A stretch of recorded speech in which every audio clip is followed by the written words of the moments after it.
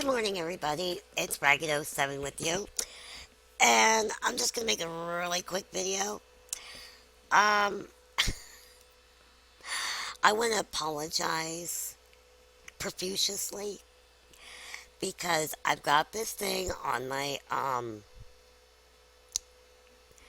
videos where I approve the comments, and I accidentally hit remove on two of them. I'm trying to think. I think one was I know one was the True Ray, and honey, I am so sorry because I love your comments. They're so nice. But I hit remove instead of approve. They look too much alike or something, especially when it's in the morning. And I think a couple days ago, I accidentally did it to Ninja Cthulhu. I think that was you. I feel really bad because I like all your comments and I make videos just to read your comments sometimes, just to have some type of communication. And I feel really bad. I don't know why. I know it's probably a minor thing, but excuse me, a lot of people are so flip and sensitive that they get so pissed off so easy. And they're like, I know you hate me. We're not friends anymore. You suck. You deleted my comment. No, it will never be that way. Never. Unless you're just picking a fight or acting stupid. I do not mean to delete anybody's comments. And you know what? If there weren't idiots in this world, I probably wouldn't have to worry about this. Now, would I? But that's how they are. And that's the truth. And it's the reality. And they've been here since the beginning of time. Mm-hmm. Yep. They infiltrated the Garden of Eden. However, in this day and age, it's become a lot more, I don't know. Sometimes I wonder if evil has learned new tricks because the things that people do to each other, it's just sad. It really is. And it's like sometimes people think they're being cute or they're being funny, but they don't know what's going on in that person's life. You know, a lot of times people, including myself, don't discuss their insecurities. I think mine sometimes is obvious, um, but there's a lot more to it. I think I'm more personality insecure than physical because if you really think about it, when you're in your body, as we are, for the time being, in this one at least, but anyways, when you're in your body and you're looking through your eyes, you don't, how do I put this? You don't think about your physical so much. And I think if you've had a really intense physical or spiritual experience, like something I've had, and more than once, and it doesn't have to be a near-death experience or something traumatic. It can be something very small, and it can change your life. It can change your life completely. But I've had several life-changing spiritual experiences before my big one and after my big one. And um, I'm a natural born, I won't say fighter, because that sounds really hardcore, but it's really um, kind of self-explanatory because I'm not like going around picking fights and chewing people out for absolutely no reason or just being a bitch. Um, but I'm a fighter for people that sometimes can't speak for themselves. And those who live a life that is not normal to everybody else. Because, you don't know what that person's life has been. And, we've all seen videos like this where people talk about this kind of stuff and, love it all, love everybody, but it's not always possible to love everybody. You can love them and respect them as a human being, but there's a difference between, like, I have people I don't want to be around ever again, okay? But do I hate them? Do I hate them to the point where um, I'd hope something horrible to happen? No, that's not it. But I hate what they've done to people. What I do want is for them to change and admit where they screwed up. Oh, believe me, kids, I've had to come to some really scary realizations of the things I've done and the things I've said. But in the past 2.5 years,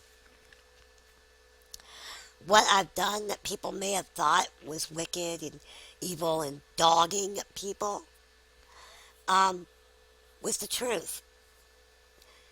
And the reason why I came out screaming was because you know, it was affecting a lot of people.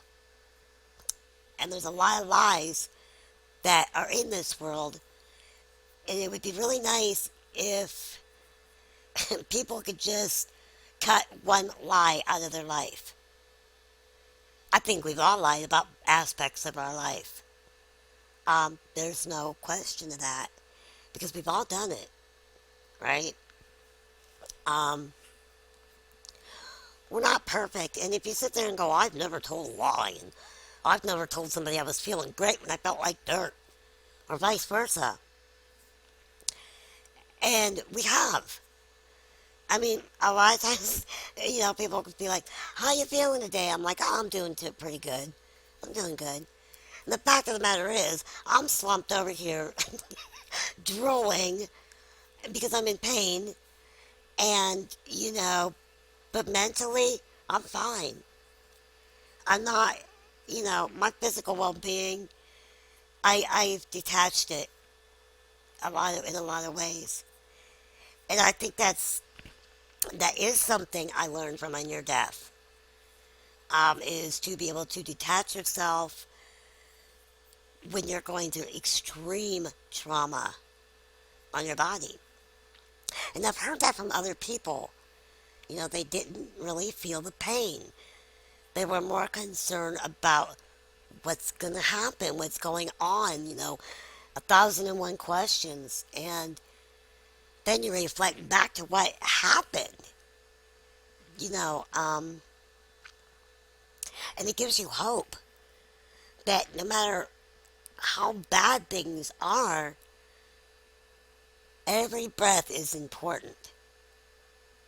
Every breath means something. And a very, very special friend of mine taught me that. And they also had a very traumatic accident. And she's right. Every breath counts. Every minute counts. Um, if we knew that we were going to die in a matter of months, how would that make you feel? A lot of people would be scared. They'd be tripping out. They'd be like, ah, you know, we're all going to die. It's going to be ugly and blah, blah, blah, blah, blah. But if you're right with yourself and you ask for forgiveness in your heart and with God, with all of it, because there is more than one aspect to forgiving yourself. Um, because you have to do it yourself first. And I believe that all the way.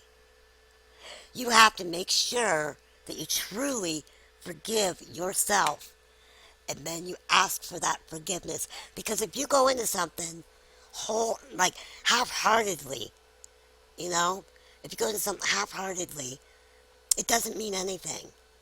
Yeah, I could sit there and say, you know what, God, forgive me for all the years that I've smoked. Okay? And, oops, I am so sorry, kids. Where was I? Okay. I bumped the thing. Okay. But, when you do something wholeheartedly, it doesn't mean that you've made up your mind and you really feel that way and blah, blah, blah. Okay? But I'm sorry that I did the things to my body by smoking. But the point of it is I did it and I enjoyed it. And I I don't know. Somewhat I have no regrets in that aspect. Yeah, I'll probably cut my life short, but you know what? If that's how you're meant to die, that's how you're meant to die. And I know that sounds terrible, and I'll probably get, my great grandpa died from cigarettes, and you know the lecture. Well, um, there is some things I'm sure I'll regret when I'm dead or dying. I'll be like, "Ah." But I think the main thing is I ask God for strength on that issue because I still struggle. I still screw up. I still struggle, and um, it's an evil addiction, guys. It's evil. I thank God that I'm not doing meth or crack or heroin or whatever. I thank God because I do have an addictive personality, and I know this. Um, at least that's what they call it. But I've been going into some deep, almost like meditative prayer, and it does help a lot. It does help a lot, and when it's my fault, it's nobody else's, you know. Um, and I'm okay with that, I guess. I have no choice. Um, they need rehabs. That's all I'm going to say. Seriously, they need to have a rehab program for this addiction because it's a wicked thing. Um, I wouldn't say it would. I don't know. See, I've never been addicted to drugs, like real drugs. My only addictions have been coffee and cigarettes. I guess it doesn't make one better than the other. And I have asked, my point is, I've asked for forgiveness as far as I let it go that far, as far as it has gone. And I ask for help. I keep that communication open. And that's important. Um, and nobody's an angel while they're here. Like born here. I do think that angels, the good ones and the bad ones, are among us on earth. I really believe that. And they know what they are. And they're hard to. Sometimes you can see it. Sometimes you can really see who's what, where, and where they came from. And just you got to kind of sort of know what to look for. And it's a natural sense. It's not a. But I've seen one, and that was pretty cool. And I'll tell you about that someday. It wasn't your average, angelic, all in white, glowing halo wings. It was an average person, but I just knew. I just knew. And, well, we all have that potential. I think we do. And I don't think on this planet, but the next realm, heaven, whatever. Um, maybe, I don't know. I'll just be happy to get there, okay? I will be happy as a clam to be up there and dancing around, you know, jogging around something or other, and just having fun for like 100 years. and then I'll go to work. No, I'm kidding. I'll do whatever I'm supposed to do, and I'll probably love every second of it. Um, but I've been talking for a while. I'm sorry about that. But I don't know. I've just been thinking about stuff and um, watching some videos, and everything is we're all gonna die. We're all gonna die. And truth of the matter is, yeah, we are gonna die. And I believe that we are getting to the point of end times, and we're going to be seeing a lot of people die, and we might even die. But if you got real strong faith, if you believe in your heart and your soul and your mind and your body and all that good stuff, you're going to go on, and there is no pain. Some people say, oh my God, death is hard, this is this. And, well, more than likely, and please, by all means, um, don't take my word for it, but this is just an assumption, okay? I think that people who extremely struggle to death don't want to go. They're not willing to give up the physical yet. And maybe they have some unresolved issues. Well, I used to think I would be like that. I'd be the one that would be like gasping for air and just carrying on but and being very much alert, that kind of thing. But when when you get to a certain point and you're okay with it and you don't fight it, you welcome it because it's just different. It's just really different. And um, the thoughts that go through your head when you're teetering is, I really don't want to go, but if it's meant to be, I'll go. But I really don't want to, and I don't know why I don't want to, because this world is filled with loon after loon after loon. But you know, those loons, they teach us a lot of important things and a lot of important lessons. And we learn from them or we don't. And, but don't leave this earth um, being selfish. Don't leave the earth thinking that your life is all that and important as far as fighting it, for like that, there's something in Oasis is much better. And I'm not in a hurry to get there, but I'm not going to fight it when it comes. And so, anyway, what you guys believe in is what you believe in. I'm not anybody who's ordained. I'm just somebody who's talking about life experience. And I would really like it if you guys would share your life experiences too. Because everybody needs to share those important moments in your life. So, okay, I'm getting off of here. It's been 19 minutes, and I just want you guys to know I love you, and peace be with you always and forever. Bye bye.